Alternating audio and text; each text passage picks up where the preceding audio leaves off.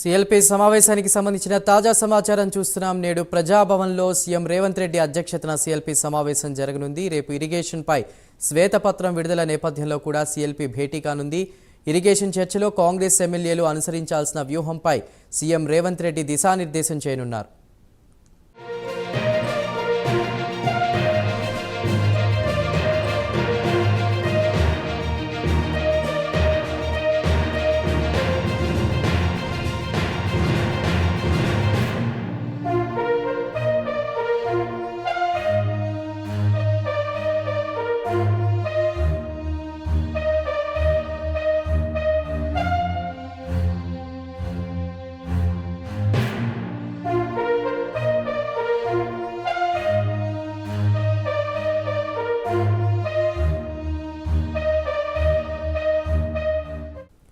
నేడు ప్రజాభవన్లో సీఎం రేవంత్ రెడ్డి అధ్యక్షతన సిఎల్పి సమావేశం జరగనుంది. రేపు ఇరిగేషన్పై శ్వేతపత్రం విడుదల నేపథ్యంలో సిఎల్పి భేటీ కానుంది.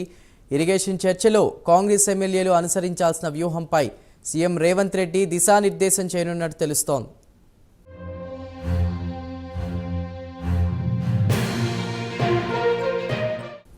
ఇదే అంశంపై మరిన్ని డీటెయిల్స్ మా ప్రతినిధి నాగేంద్ర అందిస్తారు. నాగేంద్ర, నేడు ప్రజాభవన్లో సీఎం రేవంత్ రెడ్డి అధ్యక్షతన సిఎల్పి భేటీ జరుగుతుంది కదా, పూర్తి వివరాలు ఏంటి?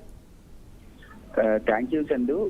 అసెంబ్లీ బడ్జెట్ సమావేశాలు జరుగుతున్నటువంటి సమయంలో నిన్న బడ్జెట్ ని ప్రవేశపెట్టినటువంటి పరిస్థితి. ముఖ్యంగా నిన్న సాయంత్రమే సిఎల్పి సమావేశం జరగాల్సినటువంటి అవసరం ఉంది. కానీ ఈ రోజు సిఎల్పి సమావేశం ప్రజాభవన్లో సిఎల్పి నేత అదేవిధంగా సీఎం అయినటువంటి రేవంత్ రెడ్డి అధ్యక్షతన ఈ సమావేశం జరగబోతుంది. ఈ సమావేశానికి సాయంత్రం 6 గంటలకు వేదిక కాబోతుంది. ఆ ప్రజాభవన్ లో సాయంత్రం జరిగేటటువంటి సమావేశానికి ఎమ్మెల్యేలంతా కాంగ్రెస్ కు సంబంధించినటువంటి 64 మంది ఎమ్మెల్యేలతో పాటు అదేవిధంగా కాంగ్రెస్ ఎమ్మెల్సీలంతా కూడా ఈ సమావేశంలో పాల్గొనబోతున్నారు. ముఖ్యంగా రేపు బడ్జెట్ అసెంబ్లీ సమావేశాల్లో అనుసరించాల్సినటువంటి వ్యూహాలపైన ప్రధానంగా చర్చించబోతున్నారు. ఎందుకంటే ఇప్పటికే అసెంబ్లీ సమావేశాల్లో ఇరిగేషన్ కి సంబంధించినటువంటి సాగునీటి పారుదల శాఖకు సంబంధించినటువంటి అంశం పైన శ్వేతపత్రం రిలీజ్ చేస్తామంటూ కూడా ప్రభుత్వం చెప్పినటువంటి నేపథ్యంలో ఆ సాగునీటి ప్రాజెక్టులకు సంబంధించినటువంటి అంశం పైన ప్రధానంగా శ్వేతపత్రం రిలీజ్ చేసిన తర్వాత ఎమ్మెల్యేలు ఏ విధమైనటువంటి వ్యూహాలతో ముందుకు వెళ్లాలన్న దానిపైన ప్రధానంగా చర్చించడం జరుగుతుంది. ఇప్పటికే కాళేశ్వరం ప్రాజెక్టుతో పాటు మరొకవైపు పాలమూరు రంగారెడ్డి ప్రాజెక్టుకు సంబంధించినటువంటి ఇతర ప్రాజెక్టులకు సంబంధించినటువంటి అంశాలపైన కూడా శ్వేతపత్రాలు రిలీజ్ చేసినటువంటి నేపథ్యంలో రేపు రిలీజ్ చేసేటటువంటి నీటిపారుదల శాఖకు సంబంధించినటువంటి శ్వేతపత్రం పైన ఎమ్మెల్యేలు ఏ విధమైనటువంటి వ్యూహాలతో ముందుకెళ్లాలన్న దానిపైన ప్రధానంగా చర్చించబోతున్నారు. దాంతో పాటు మరొకవైపు గత 10 సంవత్సరాల్లో బీఆర్ఎస్ ప్రభుత్వ హయాంలో చోటు చేసుకున్నటువంటి అవినీతి అక్రమాలపైన సభలో ఏ విధమైనటువంటి సభలో ఏ విధంగా మాట్లాడాలి, ఏ విధమైనటువంటి వ్యూహాలతో ముందుకు వెళ్లాలన్న దానిపైన సిఎల్పి నేత సీఎం రేవంత్ రెడ్డి తన ఎమ్మెల్యేలందరికీ కూడా దిశానిర్దేశం చేయబోతున్నారు. దీంతో పాటు మరొకవైపు రాబోయేటటువంటి పార్లమెంట్ ఎన్నికలు దృష్టిలో పెట్టుకుని కూడా అభ్యర్థులకు సంబంధించినటువంటి ఎంపిక అదేవిధంగా పార్లమెంట్ ఎన్నికల్లో అనుసరించాల్సినటువంటి వ్యూహాలపైన కూడా చర్చించేటటువంటి అవకాశం అయితే కనిపిస్తుందని చెప్పాల్సింది.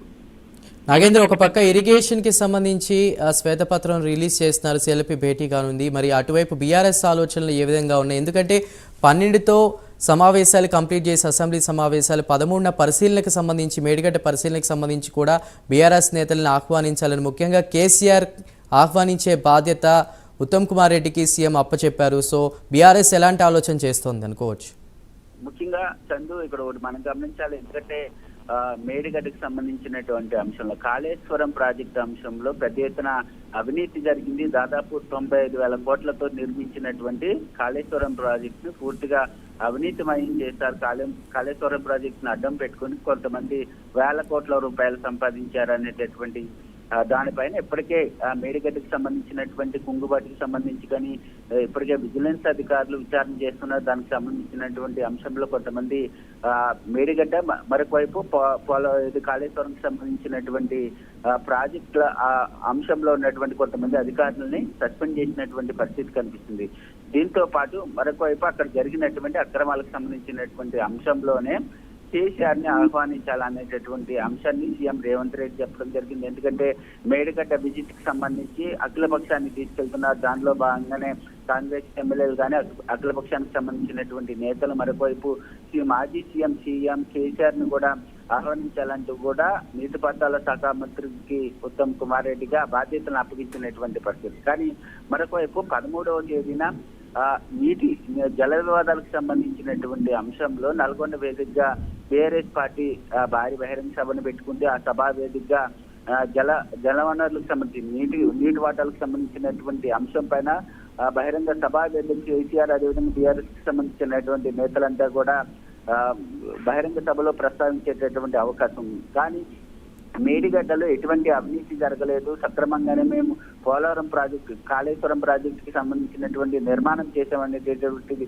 పేటతలం చేయాలనుకుంటే మాజీ ముఖ్యమంత్రి కేసీఆర్ మేడిగడ్డ విజిట్ కి రావాలంటూ కూడా సీఎం రేవంత్ రెడ్డి చెప్పినటువంటి నేపథ్యంలో ఇప్పటివరకు కూడా బీఆర్ఎస్ కి సంబంధించినటువంటి నేతలు ఎవరు కూడా మేడిగడ్డ విజిట్ కి ఎవరు కూడా ఇప్పటివరకు వస్తామంటూ కూడా స్పందించినటువంటి పరిస్థితి లేదు. కానీ మాజీ ముఖ్యమంత్రి కేసీఆర్ ని ఆహ్వానించాలంటూ కూడా ఆ బాధ్యతల్ని నీటిపారుదల శాఖ మంత్రి అయినటువంటి ఉత్తమ్ కుమార్ రెడ్డికి అప్పగించినటువంటి పరిస్థితి అయితే కనిపిస్తుంది. మరి వస్తారా లేదా అన్నది మాత్రం చూడాలి. కానీ అదే రోజున ఎందుకంటే అదే రోజున ఒకవైపు ప్రభుత్వం తరఫున అఖిలపక్షాన్ని మేడిగడ్డ విజిట్ కి తీసుకెళ్లడం, మరొకవైపు నల్గొండలో బీఆర్ఎస్ కి సంబంధించినటువంటి భారీ బహిరంగ సభ సైతం ఉన్నటువంటి నేపథ్యంలో ఏం జరుగుతుంది అన్నది మాత్రం ఆసక్తి రేపుతుంది అన్నటువంటి పరిస్థితి కనిపిస్తుంది.